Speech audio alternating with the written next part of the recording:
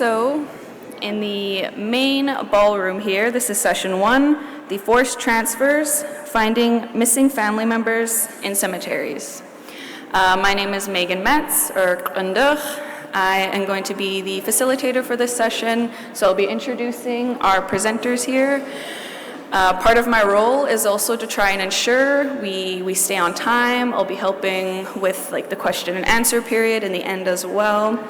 We will have to end this session around 4 today to ensure we give everyone time to return so we can hear about all the sessions that have taken place. But for session 1 here, we have Tanya Talega. Tanya is an author, a journalist, and the founder of Makwa Creative, an Indigenous-focused media company. She has written 2 best-selling nonfiction books, 7 Fallen Feathers and All Our Relations, Finding the Path Forward. Her 3rd book, The Knowing, will be out in early 2024, and it is the focus of a 4-part documentary series for CBC. She's a proud member of Fort William First Nation.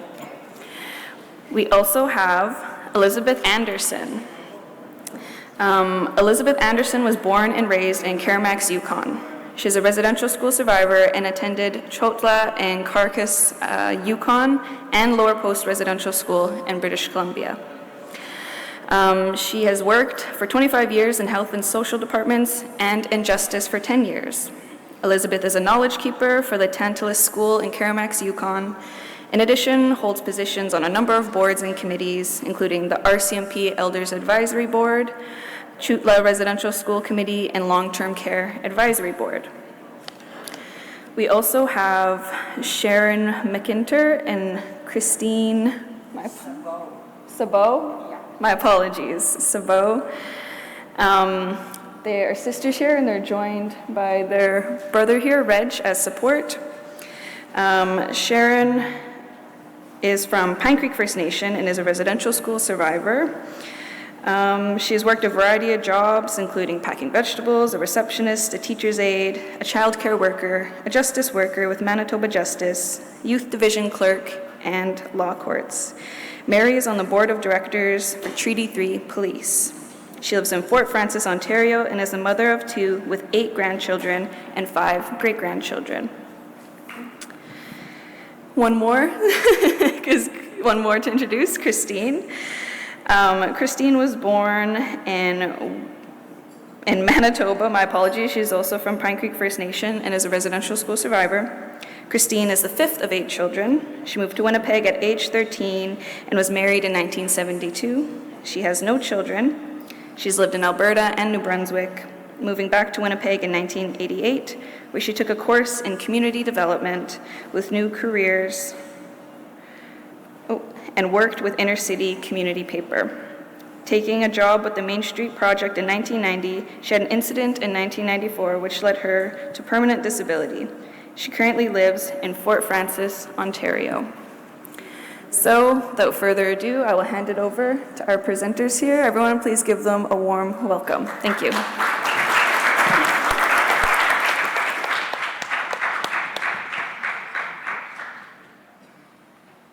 We don't know who's going first.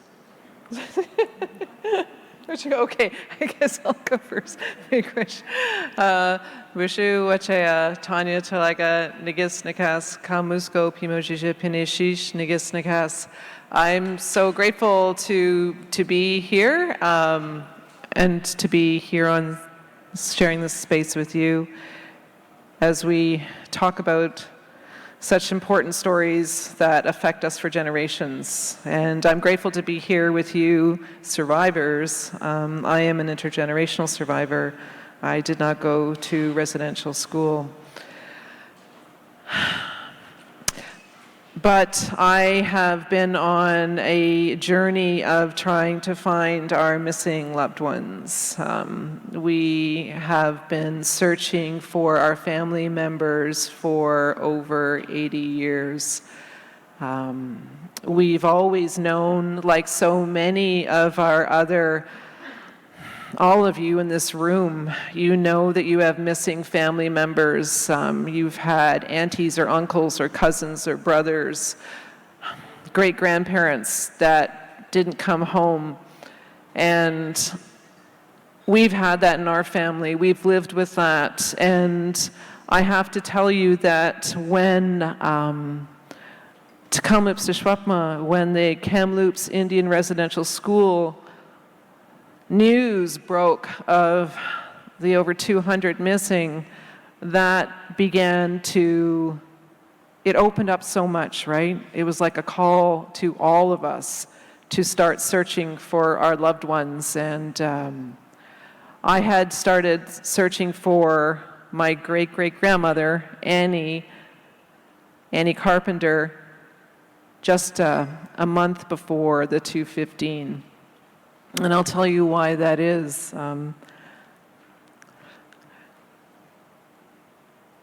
That is actually a picture that I took when I was at Kamloops, and I was grateful to see Cookpee Casimir here, and Connie, and Elder Jules. It was so wonderful to see you all.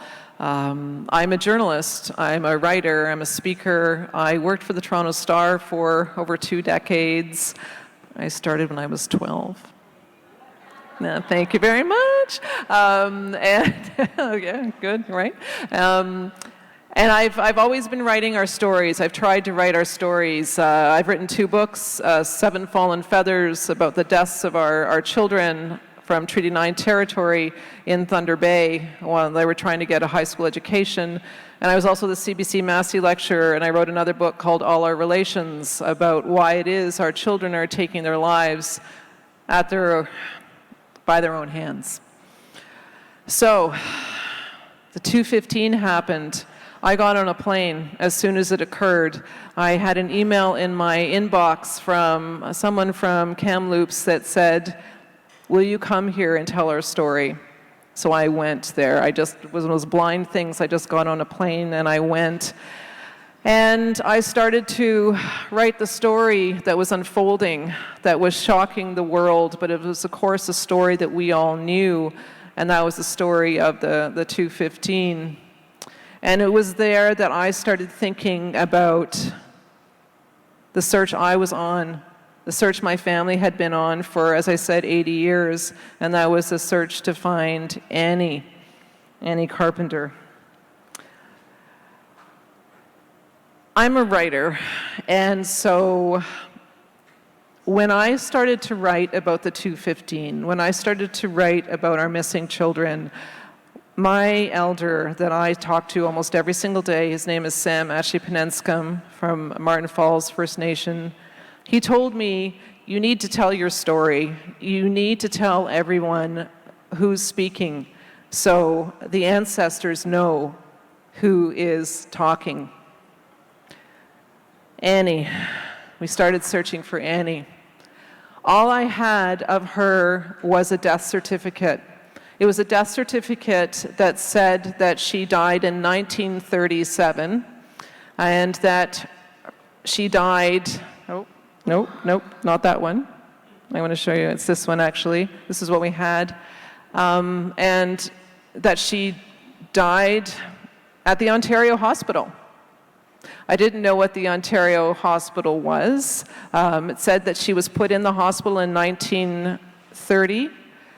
You could see on the death certificate, it's kind of hard to read, but it's incomplete. There are a lot of unknowns. There's a lot of hardly any information of what happened to her. Her age has a question mark after it. It's wrong.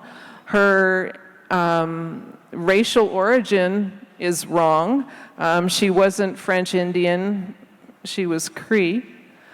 They could have said Indian. She was married, though, to a French-Canadian man, and his last name was Gauthier, and so she became French Indian. And as I would later find out many years afterwards, that she was also enfranchised by the Canadian government, because after she had all of her children with a Cree man from Moose Factory, my great-great-grandfather, she married a white man and was enfranchised. But of course, this is all information that we're just finding out now as we go on our journey. So this is all I had. I had this death certificate. And when I was at Kamloops, I knew I had to find Annie. I had to figure out what happened to her and where she was. It said on the death certificate at the very bottom that she was buried at the Lakeshore Cemetery. And what was that? Where was she? I started to find out who she was, and that included finding her real name. Her real name is Annie Carpenter. And this census that was found by professional records hunters, the people actually from No History that are here downstairs, and if you are hunting for your records, please go speak to them. They will always help. They helped me find Annie. Yeah, you know them, they're wonderful. Ryan is incredible. So this showed that Annie Carpenter was on the 1881 census in Albany Factory. It's on the James Bay coast. She had brothers and sisters. There was Joseph, there was Jane, there was Clara. Her father was Jean-Baptiste Carpenter, who married a woman by the name of Jane Bunting. They had deep, deep ties through the James Bay coast, and as I was to discover on our journey, the ties were really deep. This was where the women in my family are all from. I didn't know anything about her. All I knew was Annie Carpenter. And we also knew in our family through oral history that there was someone named Samson, that maybe she was married at one time to some guy named Samson. That's all we knew. We had no idea where he was from. We didn't know what his last name was, nothing. I started searching, and all of you, and this is why I wanted to show you the records, because I think it's really important that we all look at what the actual search involves and how you have to look for yourself and how much time that takes, right? Like you're up late at night, you're on Library Archives Canada websites, you're trying to figure them out and you're searching constantly. You're on ancestry.ca, blindly searching Carpenter, James Bay, there's a lot of those. So many names are going to come up. It's really hard. Reach out to people is something that I found. There's a lot of people like us looking for our family. And I reached out to someone on the James Bay community Facebook page. Paula Rickard was the person who's the administrator of the page. And I sent her a note and I said, will you help me find Annie Carpenter? I think she was married to someone named Samson. Paula Rickard helped. She helped me, and turns out I was asking the right person. She has a family tree of about 10,000 Cree, all up and down the James Bay coast, the Hudson Bay coast, over to Norway House. And it shows how we are all related. We are all connected. Turns out Paula Rickard is one of my cousins. She's a third cousin, and we found that out because she is related to Samson. She found Samson for me. Samson had many brothers and sisters, and his last name was Omestigus. When you're searching for records, this is one of the things that I found, and I'm sure all of you have found this too. There are so many different name spellings. The people who write our records down, our names down, write them down wrong. They write them down, I don't know if they're just not caring, if they didn't hear us correctly, if they decide to make it up. We have about 7 different spellings for Samson's last name, and that's problematic. Try searching for records of children when you don't have the right name spelled or it's been taken down incorrectly by someone. This was something that Paula found in the St. Thomas, Cathedral of St. Thomas, the Anglican Church archives. And this is Annie's, it's her marriage license with Samson. So that's how I knew what his name was. So where do you look? How do you look? I've been grateful to have No History helping me, but I've also had a lot of other people helping me. On Facebook, I know, and there are people there that are under 30, you're going to be saying, oh my gosh, really? But yes, our people still use Facebook, we communicate to each other. And one of the things that I found out quite quickly was it's so essential to go to the churches and to find those records, baptism records, burial records, marriage records. Those are key. And those are hard to find. Sometimes you need to search the dioceses themselves, you need to search the churches themselves, and you need to have people that are in community to be able to go and do that. And these records, sometimes they're hidden in boxes. They're, some priest somewhere has them in his basement too. I mean, you have no idea where these records are. We talk about the hunt for our families, but how do you do that when everything's mostly wrong? It's not easy. This is a list of people that have been really helpful to me-ish. Some people were way more helpful than others. When I first approached the Anglican Diocese in Toronto, they didn't answer my email for months. I sent multiple emails, and it actually took a friend of mine who was also here in this room. She called her friend, who used to be the head of archives at the Anglican Church, to say, will you please answer her email? Will you get on this? And so that was a help. Again, directly, the church was a help. Laurentian University, there are universities that have searchers that help. Shingwak is another one.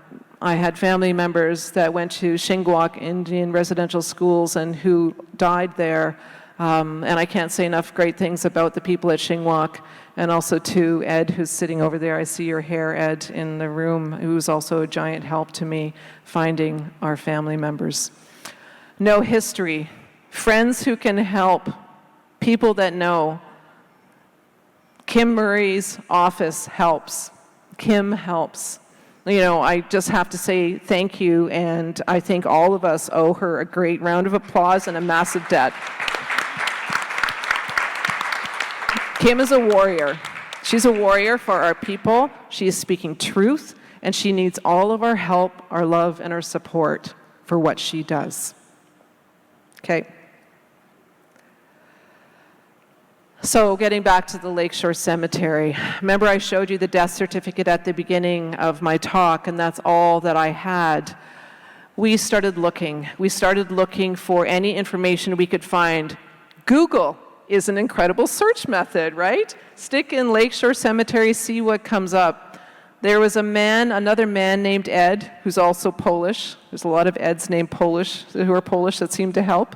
Ed helped us because he wrote an article in a community newspaper 20 years ago talking about the Lakeshore Cemetery. He talked about the place where the people were buried. 1,511 people were buried who went to the Ontario Hospital. What is the Ontario Hospital? The Ontario Hospital was a Toronto lunatic asylum. There were asylums all over Canada. Every single province had a provincial asylum. In Quebec, actually, the very first asylum was built over 300 years ago. And guess who was in the asylums? Our people. Our people were put in asylums if they refused to give up their spiritual practices, they refused to give up their languages, their ways of life. If they were troublemakers, if they wanted to get moved off the land, they were taken away. I have no idea how it is that my great-great-grandmother Annie got from Fort Albany her whole life. She went to Lac Seul First Nation. There's a whole bunch of Treaty 9 Indians there. You'll see them on the census records. Our people moved with the river. She got from there to Toronto, to a lunatic asylum. Who put her there? I am continuing to search the Library Archives Canada for clues. The letters that are in those archives are incredible, and not everything is digitized. So that's a really tough thing to do. I don't know who put her in there, but somebody did. And they left her there to die. And that's what they did with our people, our women. I was lucky enough that I knew enough people that I could start telling everyone what happened. I reached out to Anishinaabe Nation. I'm a member of Fort William. I told Kelsey Anger, I said, this is what is happening. I told Travis Boisneau, who's the Deputy Grand Chief, and I said, there are 1,511 people there, and I have a list of names. I need your help going through this list. We have to tell people that their family members could be buried here if they're gone and disappeared. We reached out to Anishinaabe Aski Nation. I was also first on our list, and I'd like to say Ocean, who's sitting right over there, Ocean Moberly. Yes, put your hand up. She helped out so much as well, because Annie is from Treaty 9, right? And this list of 1,511 names that we have, I can look at the names and I can pick out family, right? Names that you know. Solomons, Carpenters. I see other names and it says they're from Algoma. And unless you're a First Nations person, you're not going to know if that person was Indigenous or not. But we knew. We put together a working group. Kim put together a working group. She brought together Anishinaabe Aski Nation, Grand Council Treaty Number 3, the Ontario Coroner's Office, Anishinaabe Nation. Kim comes to the meetings, and we have 2 elders that also sit with us on those meetings. Victor Chapish, who turns out is also my cousin. Yes, I'm related to half of the James Bay Coast, turns out. He is helping us find Annie, and also Elder Donna DeBassi, who's over there as well. Wave to her. She is helping us find our missing loved ones too. So this is what it looks like. This is what the grave looks like. It is a massive grave site, and I was listening to the other session that we were talking about First World War veterans and how everybody's got a grave marker. That's a grave marker of a First World War veteran, and that's another one there on that screen. They are the only people that have markers are the veterans, and then those that died much later. And they're at the very beginning of the cemetery. There's only 150 people that have markers. The rest of the cemetery is just a rolling field. And it was Ed, who I mentioned earlier, who used to work at CAMH, the Centre for Addiction and Mental Health, Ontario, who found the records. He found the existence of a cemetery that everyone had forgotten. It had been completely overgrown. It was a dog run. There was garbage there. Ed took it upon himself to start writing letters and calling on politicians to change it. That was 20 years ago. And this is what Ed has done. See how it's all mowed? He petitioned the Ontario government to put a black fence, iron fence, around the Lakeshore and cemetery, and they did. And now it is taken care of. But, of course, who is there? We have the list of names. We are searching. This is one of the things that Ed has, and this is the burial plots. And this shows the size and the layout of the Lakeshore Cemetery. And one of the things that is really quite remarkable, too, is the size of the graves. They were 3 feet by 8 feet deep. They were really quite close together.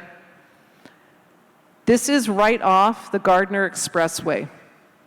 If you've been to Toronto and you're on your way to Sherway Gardens, or you know where the giant IKEA is, this is right off the side of the road. A giant cemetery with so many of our family members. So this is a small list of some of the names that we have found, and I just apologize for showing this to you, but I think it's important that you see this because we are looking for these family members. These are some of the names of the 1,511 that we have that Ed looked at and Ed saw. and he saw the name Indian or the word Indian. So what he did was he pulled those names and he created this little file. And he said, this is who I know who's here. There is one, all of this is really a lot. It's hard to see. But there's one in particular that, breaks my heart, and I know breaks Kim's heart, and the name Indian Boy. It's about 1, 2, 3, 4, 5, 6, 7 down. And it says he's from Algoma, and he's 22, and he died in 1913. And that's all we know about him, Indian Boy. Kim has gone to other asylums, the sites of other asylums. She has seen Indian Girl in Alberta. Our children are buried in these places. They're in municipal cemeteries. They're on private land. We all know this. They're in hospitals, the former sites of tuberculosis sanitaria, Indian hospitals. There were so many functioning Indian hospitals, and guess what? The government of Canada will not pay to search those sites. Only sites associated with the schools themselves. We have a long way to go. We've got a long battle ahead of us to try and get funding to keep those searches going, to bring markers, to know who's there. And now what do? How do we send everybody home? And this is something our families have to talk about. Do we take them out and move them home? Or do we do ceremonies? Is that the way? The woman that was talking, how do we do this, and especially when there are so many nations involved, I have to say, what we've done with the political territorial organizations, it's a good thing. Working with them, because the reach is wide over many nations, right? Anishinaabe nations, Nan.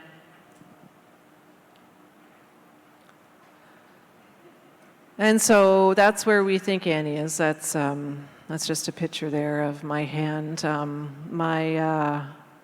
Ed took us there. He looked at the list he had and the plot numbers he had, and he brought us to where he believes she is. And it's funny, those markers of the First World War veterans are kind of helpful because they tell us where to look and how far away she is. For when I go back, at least I can see where she is. So this is just the beginning of Annie's story. Annie's story has, and I hope it leads to other people knowing where their loved ones are. It's like her spirit is calling out to all of us and bringing other families to the knowledge that this is a place that we need to look. We need to look at the asylums. We need to look at the Indian hospitals. Our loved ones are buried on those grounds, and we need the funding and to do it.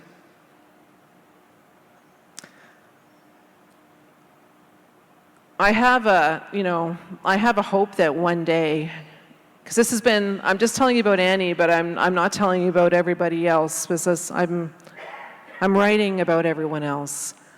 I'm writing about Annie's children. She had 6 children with Samson, including my great-grandmother. Some of them are missing. The ones that lived had children, and I'm following them through their residential school paths. Our family members, Annie's descendants, were sent to Elkhorn in Manitoba. They were sent to Cecilia Jeffrey Indian Residential School. They were at Bishop Horton Hall. They were at Pelican Falls. They were at St. Anne's. Our family has children all over the place, and these are all Annie's descendants. And so it's up to us to tell the story and to find our relations and to bring them home. So, Miigwech for listening.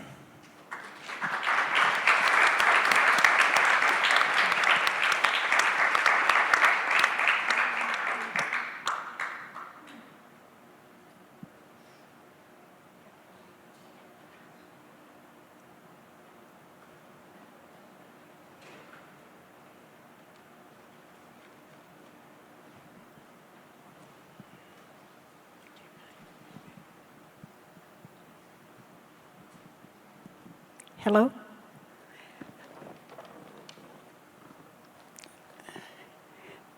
Zanu Sothan.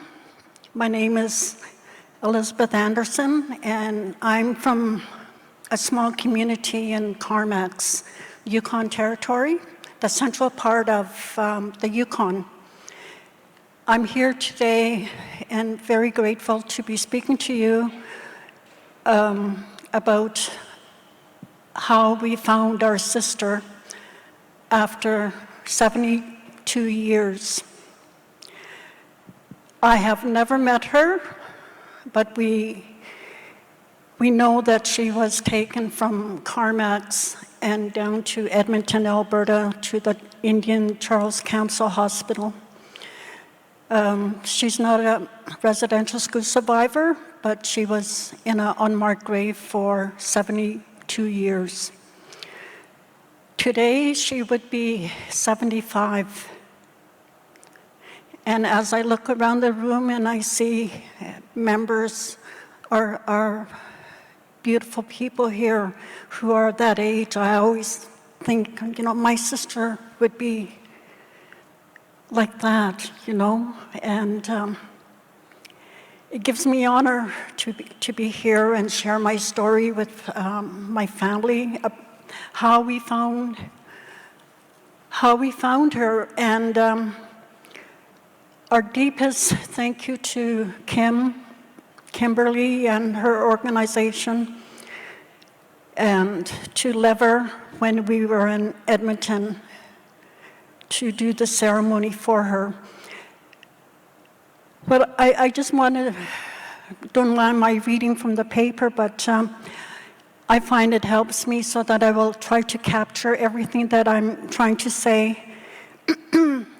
My name is Joan Elizabeth Anderson. I'm from a small community in the central part of the Yukon Territory called Carmacks. A small community, about 500 people. My First Nation is Little Salmon Carmacks First Nation. I am from the Crow clan. I understand my Northern Shoshone language, and again, learning how to speak. I'm what they call the silent speaker. I hear the language, but when I try to speak, it sort of gets stuck here. But I'm working so that I could one day be a fluent speaker and be proud of it. My mom and dad, Lita and Big Sam and Charlie, had 16 children. To date, they have 4 surviving. I am the eldest in my family unit today with 3 sisters, Elsie, Annie, Charlie, Eileen Fields, and Helen Sahagan. I am honored to be invited to this very important gathering for unmarked graves. Our family is forever grateful for the organization in helping us find our sister Hazel Annie Charlie in Edmonton, Alberta. Our parents who have passed on respectfully, our mother July 1970 and our dad September 1971. They both grieved for their daughter and our sister Hazel every day, every July month, for as long as we can remember. Our parents grieved. And we, as children, we didn't know why, because like I said, she was born before we were. And her story was kept alive with our family. We never met, but her memory was very strong. All we know is that she died at Charles Camsell Indian Hospital in Edmonton, Alberta. She had TB and was taken for treatment.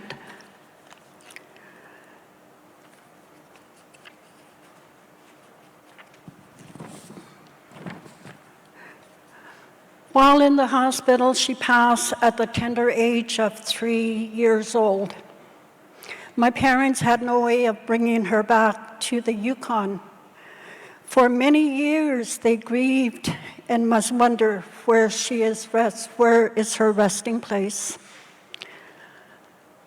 My older sister, Bessie, and her husband, Roddy Blackjack, always looked when they were in Edmonton. They said they only saw a huge monument with her name on it and her husband's mother, Bessie Blackjack.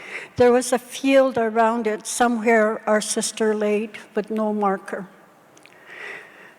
Today, with the help of the Organization for Unmarked Graves, we have located our sister.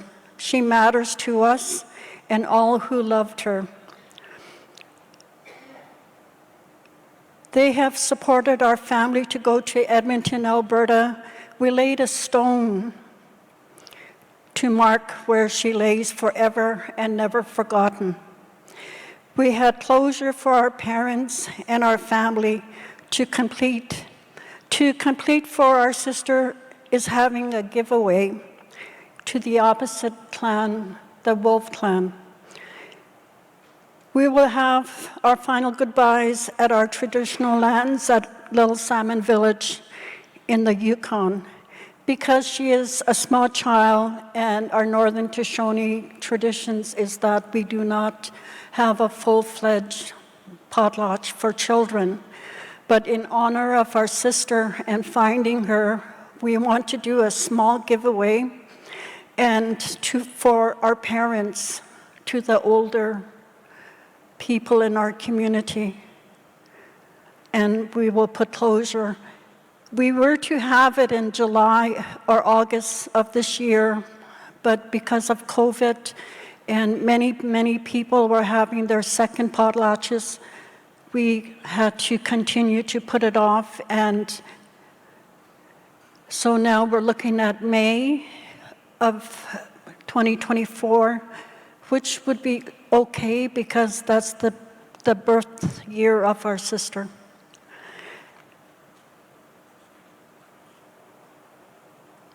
She has been unmarked, like I said, for 72 years.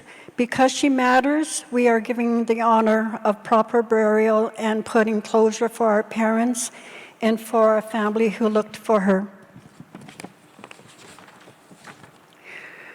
Thank you to the St. Albert municipality for locating our sister. They were there at the cemetery when we arrived, and they told us that if anyone who wants to look for their loved ones in St. Albert, that they are willing to help them. And it was through Kim working with the municipality, all of this was able to happen. Before, I believe there was so much red tape, and when we ask, or my older sisters ask, they ran up against a brick wall. And when Kim came to the Yukon for a conference that we had in March, and she did a presentation on the interlocutor, she was up there talking, and once she started speaking about the unmarked graves, I looked at my sister, I said, she's the lady we need to talk to. So once the conference was finished, I approached her and told her, can we meet with you? And she came with us, and we told her our story. Thank you, Kim, for listening, and thank you for where we are today. And within not even a month, I was receiving documents where we can look and all of this was possible because Kim was able to do that, this organization.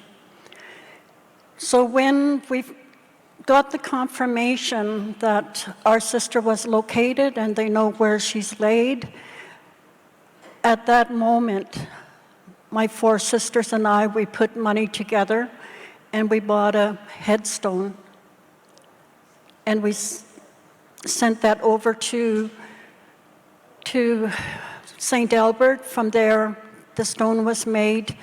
We had the lady slippers because it was our mother's favorite flower, and tried to put in the stone what is really important.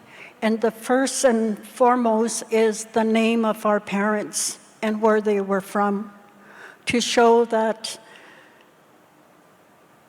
they were way up in the Yukon and their daughter was laying in an unmarked grave, and now that she's marked. And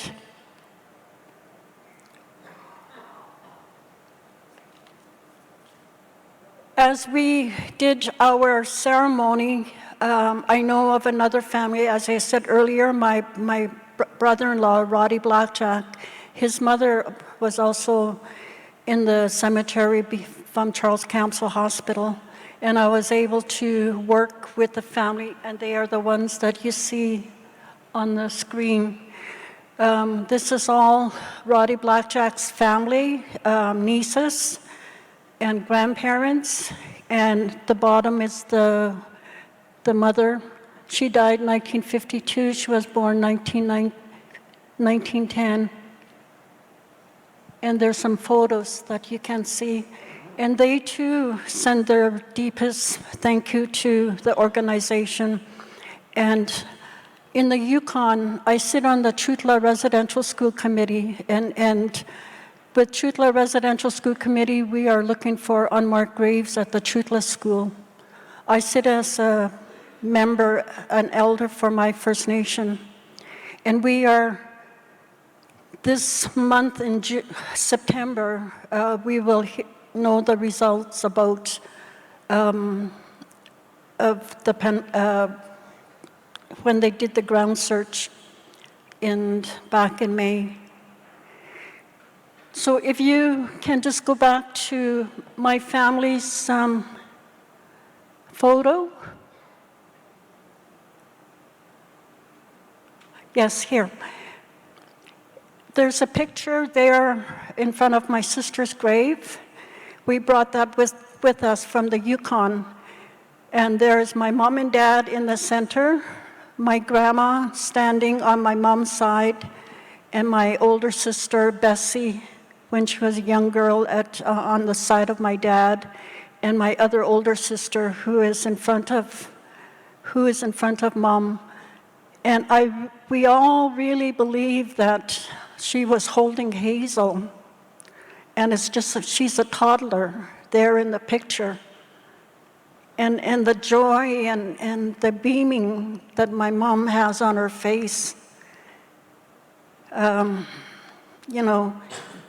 to see her and my dad suffer all these years when she died. And in the lower pictures is myself with my daughter on the far right. The center is my sister, and Eileen and her daughter, and in the back is my sister's husband, who came as a support. He is the wolf in our group, the opposite of my sister. And when we were at the site, what we wanted to do is take some dirt from her grave and take it when we have our second ceremony and put it in our mom and dad's spirit house.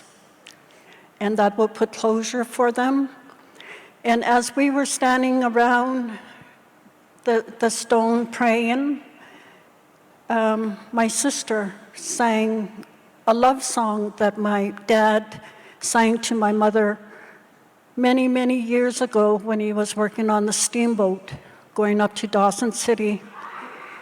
And when the boat is going on the Yukon River, he sang this song to my mom, and it was fall time.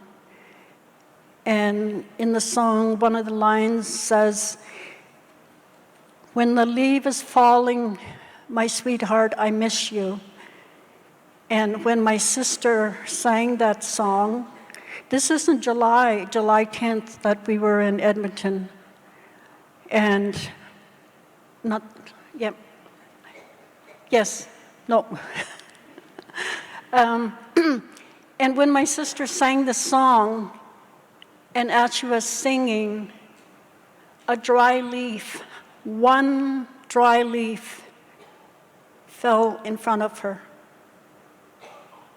And at that moment, we all knew that Mom and Dad was with us, and Hazel was with us, and that we were doing the right for her and for our family. If I like to share with you the love song that my dad sang, and this, we use the song especially at special occasions, and my sister Eileen is the one who will be singing the song, and it's a sacred song for us. And I know that it's already recorded, but our family has a copyright to that. So I just want to share this with you as my closing. And again, thank you to Kimberly and to Lever. I know I don't see him, but our deepest thank you to the organization and for helping us when we were in Edmonton. It's possible. There's help out there if you need that help. And in the matter of not even 2 months, Kimberly's organization did all this for us, and all we had to come in person and put closure and stay within our Northern Shoshone culture. There's ways that we need to keep things the right way. We will not exhume her because it's not part of our culture. And for that, we put a marker on her, and she's forever marked. And like I said, never forgotten. So maybe I'd like to play this song that my sister is going to sing. She memorized it from when our dad used to always sing this to our mom. Thank you.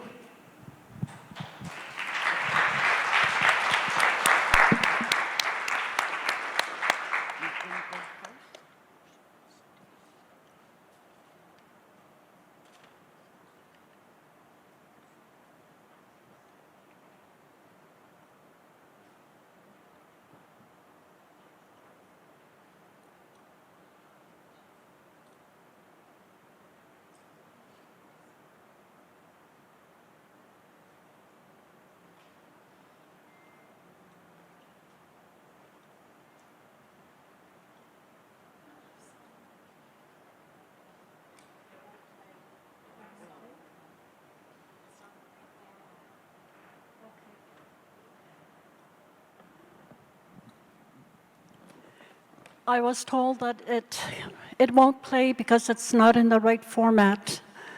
But I just wanted to share that part because I know that our ancestors and our mom and dad and our grandparents and our family who have passed on are with us today. And I'd just like to say thank you to everyone, and I've really enjoyed this conference and to speak up here and maybe help another family. But I know when I go back home, there's other people that are coming to me and asking me questions. And for that, I will share what we've done for our family. Yes, thank you.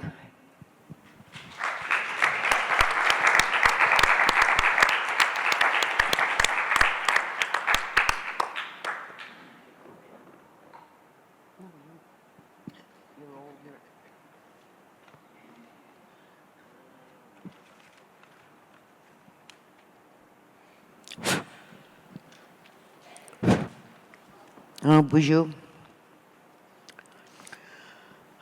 Oh man.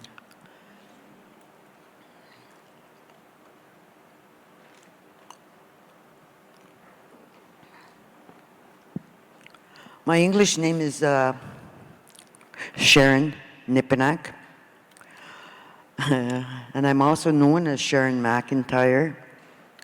I'm also known as Mary Fernand Nipinak. I'm also known as Sharon Mary Fernand McIntyre. And there is a story to this, but it'll take the whole 15 minutes to get through it.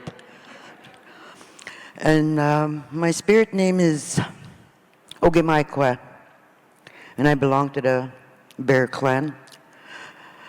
And I come from Pine Creek, Manitoba. That's my First Nation over there. That's where I grew up. Attended residential school there also. I'm a residential school division. I'm a residential school survivor. And I was there for 10 years. And but I also transferred my status over to Ontario reservation that's called Nigikusimenikaning First Nation in Ontario, just east of Fort Frances. But I do reside in Fort Frances right now with my sister, that's sitting over here beside me. And it's been many years for us also. It's been 64 years for me since I last seen our little sister. And that's my brother sitting over there. And he'll tell you his name, and she'll tell you her name when she gets the mic, if she has time for the mic.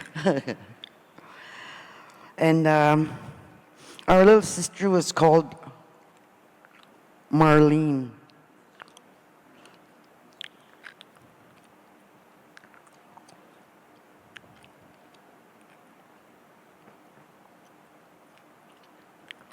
I don't know where the pictures are. Oh, that's the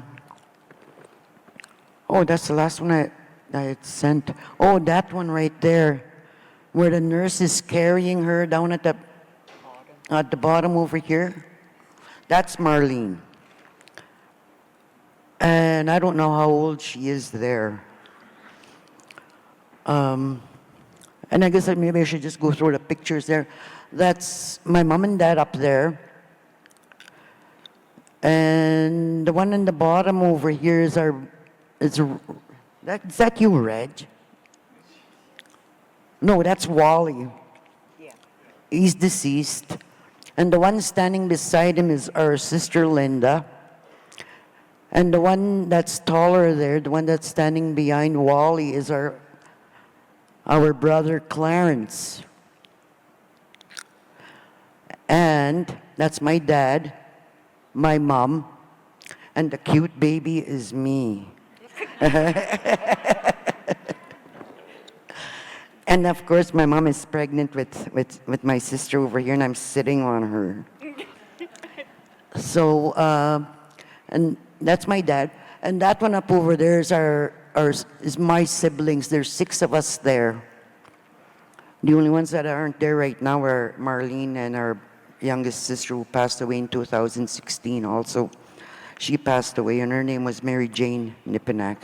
And she married in Nigikusimenikaning. That's why I had transferred my status over there. She was Mary Jane Allen. And that's our mom. But anyway, the last time I had seen our sister Marlene was 64 years ago. She was 7 years old. And we were up in Grand Rapids, Manitoba, because Dad worked. So that's where he was at, and that's where we went for the summer that time. And she was 7 years old. She had been sent home for a visit. And I remember that we waited all night long. We were so excited.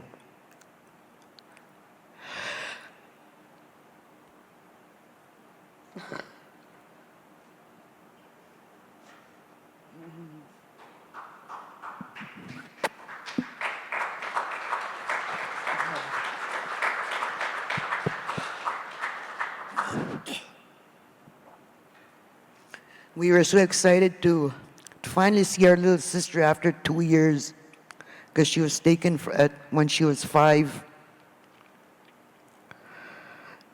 And I don't remember seeing her from 5 years old to 7.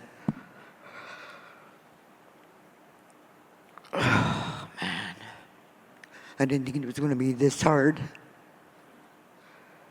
I know I've cried before, but this is really hard. And that cutie there holding the dog is me. And that's Reg. And my sister over here, the 3 of us. That's 3 of us and our dog. I think her name was Tippy. But anyway, I think that's in Grand Rapids. And our mom and dad had gone to get Marlene, and we waited outside. It was in the summertime. So we sat outside, all of us, waiting for Marlene to get there. It must have been around midnight when they finally got home, back to the house in Grand Rapids there. I don't know how long she stayed with us. But I remember Marlene, in this binder here that I hold, that's her medical history. It's not very big. But I remember Marlene as being a happy little girl and just joyful and... Oh, that's Mom and Dad. And that's Mom. That's in Grand Rapids. That's where we were. Mom was the best cook and bannock maker. And but I remember Marlene was smart. She was not mentally retarded as stated in this book. She was not an imbecile, as stated in this book. She was born with spina bifida and club feet. She was not able to walk, and that did not in any way, shape, or form affect her mental ability. Not for me, anyway. I don't know. It's there's so much in this book right now that I've read through, and it's not all true. I can identify with Tanya. The medical records were all mixed up. I don't know who kept medical records back then, or who deliberately made those mistakes. Marlene was born November 8, 1956. She was baptized, given the name of Marlene Charlotte Nipinak.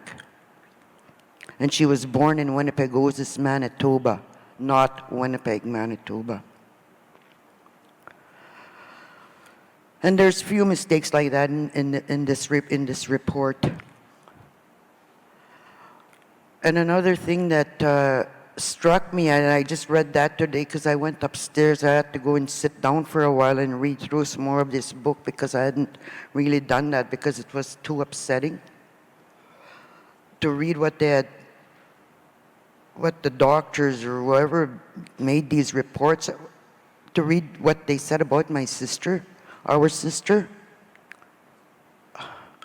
It's heartbreaking. It's heartbreaking. Just to tell, that's Marlene. Yeah. And she's about a year and a half maybe there. And that's back home. She was a sweetheart. And of course, I'm going to be jumping all over the place here with that picture back home. And I was talking to Joanne earlier this morning. I think I woke her up because something else had come to mind. And I was telling Joanne, and I asked her, I said, do you remember scrubbing the wooden floors with Pine Sol? She said, yeah. I said, you know, that's because Mom was so clean that she didn't want the floors dirty because Marlene couldn't walk. Marlene kind of crawled and dragged her little body around. You know, and that's the way Mom was. And I could see Marlene doing that, just dragging her little body around. Oh, man. And that picture there, I don't know how old she is there, but that's Father Bilodeau. Father Bilodeau was a priest on our reservation. I don't know how long, but he went over there. He went to Butters to go and see her. So there's that picture, and then there's another picture of him. I don't know where that one got to. He's carrying her, just like the one where with that nurse carrying her outside. They're outside at that time. And that's me pouting. Yes, and that's Reggie pouting. And he's about 3, 4 there. Yes, and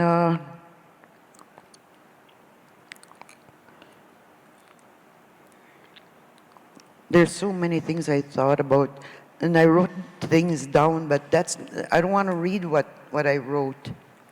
I just want things to come out the way the way I thought they happened, because her story is different to mine. Reggie's story is different to mine. We both grow up with Marlene, but our experiences were different. The things that I remember, some of the things she remembers, I don't know about Reg because he was so young at that time, but he does remember some things. And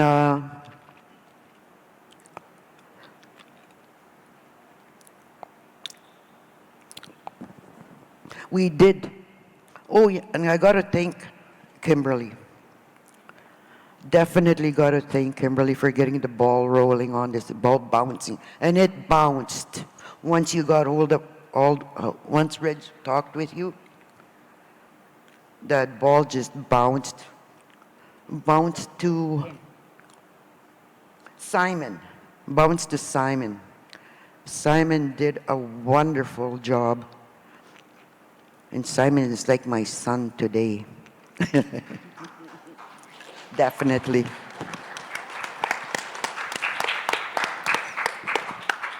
He's been We nothing can't- but helpful, encouraging.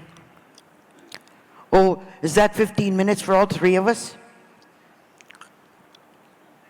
5 minutes. Okay, well, we'll talk to you later. While we're, can you hear me? Yeah? Okay. While we're thanking people, we also need to thank Ann Banaszak over there, because Ann was after Kim was Ann was the first contact, and then she's the one who set us up with Simon or Simone, and all three have been wonderful for us. Thank you. Oh, my turn. Is it on? Hi, my name is, everyday use I'm called Joanne. But when I was born, my mother wanted to call me Christina Eunice Nepanak. But since I was a preemie, I was baptized right away, and the priest said, Eunice is not a Catholic name. So I'm baptizing her Joanne Christine. So I grew up with Joanne. Well, Christina was our grandmother's name, so that's why Mom wanted to call me Christina. But anyway, I am a residential school survivor like my sister. I started school at the age of 6 because they told me at that time, well, my parent told my parents I was too young. So I started at 6, and Dad worked in Grand Rapids, so we went there for the summer, and that's that year that I last saw Marlene. We spent time with her. And I remember my mother helping her, like since she wasn't able to go to the bathroom herself, Mom helped change her diaper, and then of course she always had to have help having a bowel movement. And Mom was caring for her like that. And I didn't mind. Oh, you should have seen her. She was so delicate. She had the finest features. She had beautiful brown eyes. As you can see in the picture there, her tiny little hands.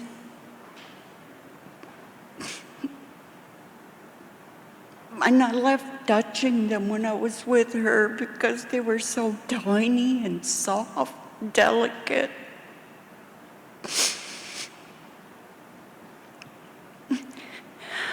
And then, of course, we were told that she had to go back. And that was the last time. We're like, where did she go? We didn't know. Mom and Dad went to Winnipeg. And Mom told me she had a hard time letting her go because she knew she wouldn't see her again. And they couldn't go visit because there were 7 of us left at home. I mean, 6. So, yeah, 7. I'm forgetting how many of us there were. And she said she had a hard time letting go of her. And she cried because her baby was leaving.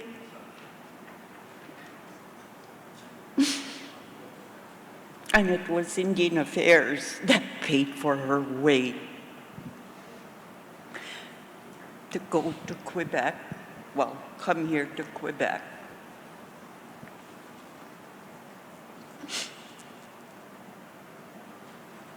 Like what Sharon said, she would drag her little body around, but she used to scoot around sideways, dragging her butt. And she was good at it.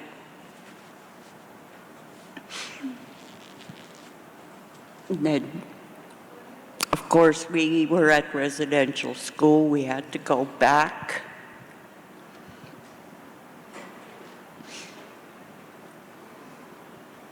And the worst thing was watching my sister get beat.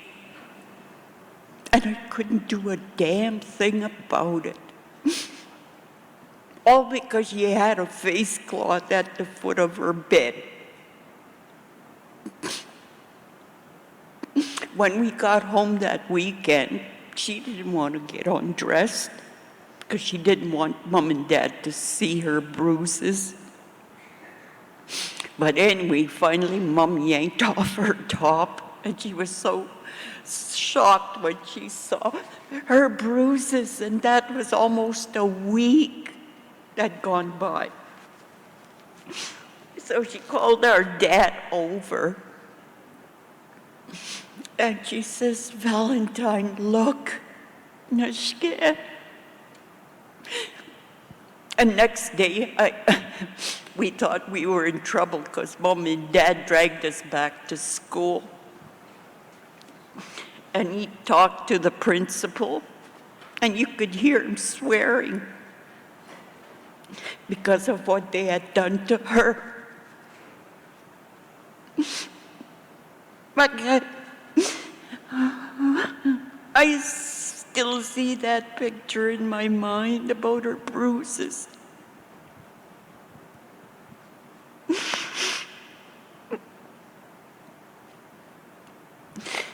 And he wanted to see the nun that did that, but no, she wasn't available.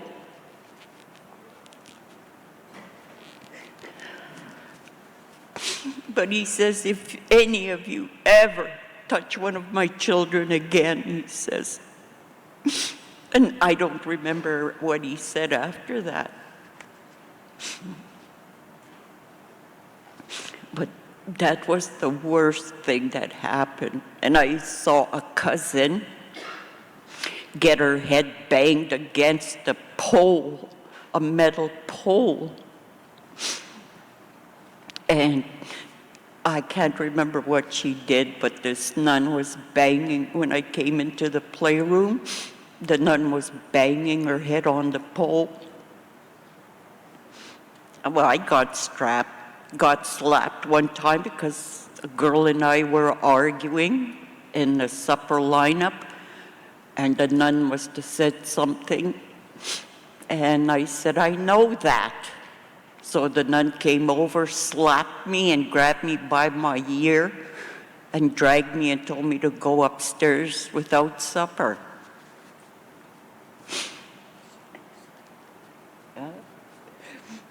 But anyway, too many bad experiences, so many bad experiences in that school. And every time there was a nun that was nice to us, they always, they were sent away. But anyway, as of a few months ago, Reg started the ball rolling. He did the calls, the contacts, and he contacted Kim. And Kim got in touch with Julia, and then, of course, Simon, or Simone, whichever name you want. So I want to thank him for all that he's done. Now that we know where our sister is, we can finally put it to rest. Thank you, Kim, and all that were involved in this.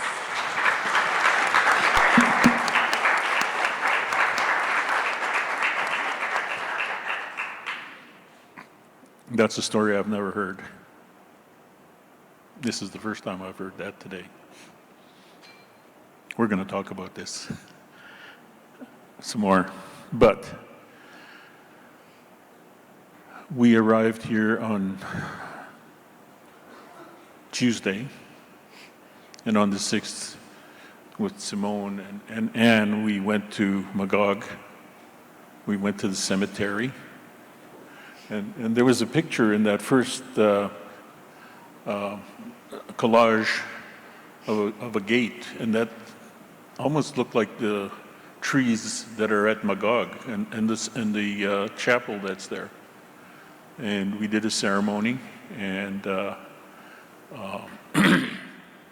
it was a hard time, but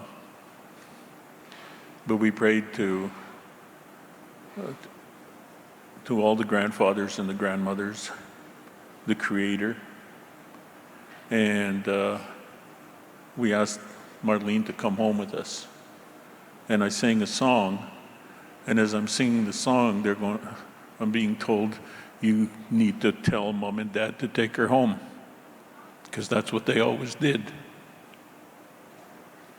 So after I finished my song, I told them, Mom, Dad, you got to come and get your daughter now, just like always. So we're taking her home with us tomorrow. And I know we do. I have that experience. I was thanking that gentleman that talked about doing that, and I thanked him for that. But anyway, there's a lot here that we're missing. We don't have enough time to tell the whole story, but that's Marlene. And one story. We're in the room there. You saw where Mom was at the counter, and she was, at the time, she was near the door, closer to the door, and asked Marlene to get something out of the cupboard. And Marlene drug herself over to the cupboard, opened the door, and she couldn't reach the pan that she was asked to reach. And she started crying and kind of yelling. And Mom realized that it was too far for her to reach. And she said, "Oh, my girl, I'm sorry," and picked her up and told her it was okay. That's not an imbecile. That's not a mentally retarded child. And we've discussed that. So, having spent 24 years in social services, I saw these kind of things happen, where it's still happening today. I don't know whether it's just our children, but our children are definitely being affected that way. And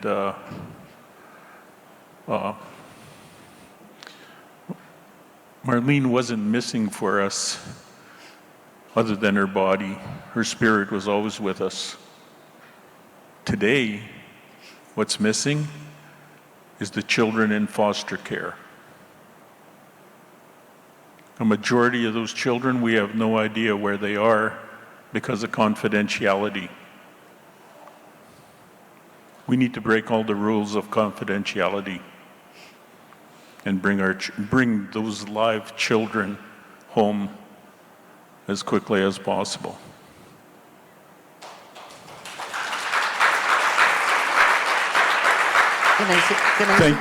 And again, like I said earlier, thank you, Kim. What you've done for us is great. I didn't think that small conversation we had in Edmonton was going to go very far, but here we are today telling our story. And Anne, Simone, thank you all.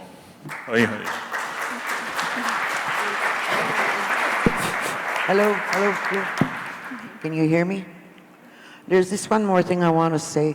While we were at the grave site over there, Marlene didn't have a spirit name. But my sister, our older sister, had told me a long time ago, she said, whenever an Aboriginal female is born, that female is born with a name. And that's Ishkude Pishiki Ikwe. So that's the name Reg used besides her English name. So I think she's ready to come home with us. And the other thing is, I guess that's two things, not one thing. The people that were there at the grave site, Simon, I guess maybe knows, I think he remembers the names of the people that were there. They took us to a place over there where there was stones, markers, not... Plaques? Okay, plaques. And they're going to donate one for her sister. And I didn't even get a chance to thank them. Definitely thank you. Thank yous all around to everybody that's here today. It's been a pleasure being here. It's been a fast week. It's been a pleasure. Miigwech.